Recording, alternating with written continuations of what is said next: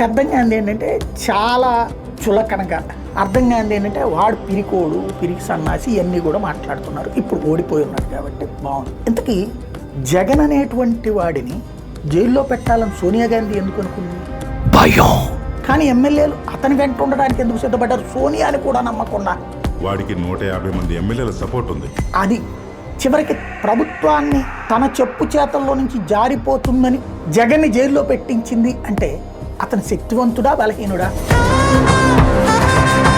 Congress government కేంద్రంలో రాష్ట్రంలో ఉండగా బస్తీమే సవాలని చెప్పి నిలబడి ఎన్నికల్లో పోటీ చేసి మామూలు విజయం కాదు, భారతదేశంలో అంతకంటే రికార్డు ఈ రోజు వరకు ఎవరికి లేదు.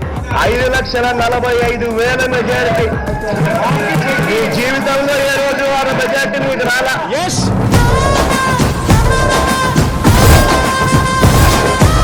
వేల కిలోమీటర్లు తండ్రి రికార్డు, చంద్రబాబు రికార్డు, చెల్లి రికార్డు అన్నిటి బద్దలు కొడుతూ పాదయాత్ర చేసి ఏకంగా 151 సీట్లు ఎట్లా సాధ్యమైంది? అతను అసమర్థుడైతే జగన్మోహన్ రెడ్డి అనే నేను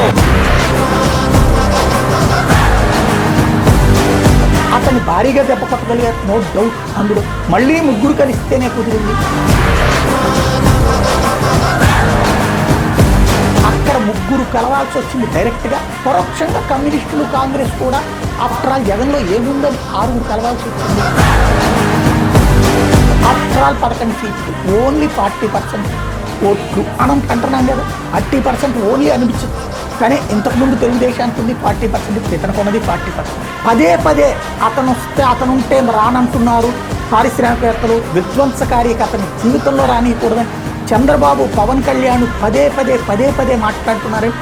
ఎందుకని అంత భయపడేటటువంటి పరిస్థితి ఏముంది అతనికి? అదే అర్థం కాదు.